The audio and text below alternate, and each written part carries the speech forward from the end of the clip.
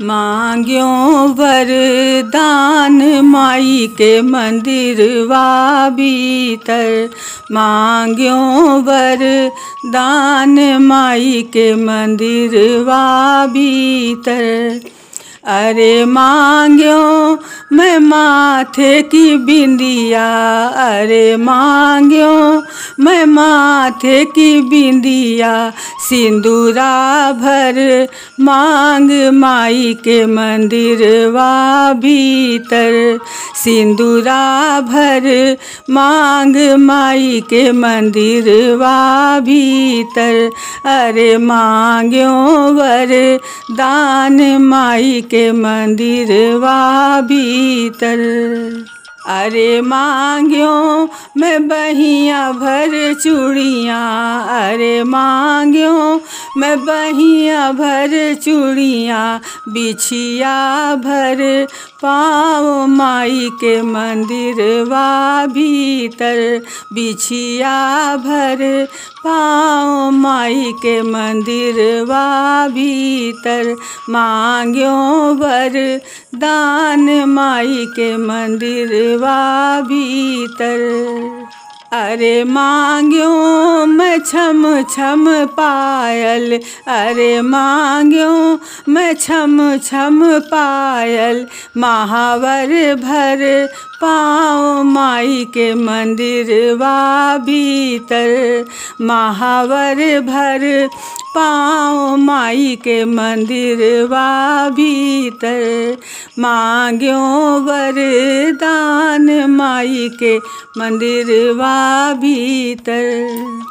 अरे मांग्यो मैं सिर की चुनरिया, अरे मांग्यो मैं सिर की चुनरिया, मेहंदी भर हाथ माई के मंदिरवा भीतर, मेहंदी भर हाथ माई के मंदिरवा भीतर। मांग्यो वरदान माई के मंदिरवा भीतर।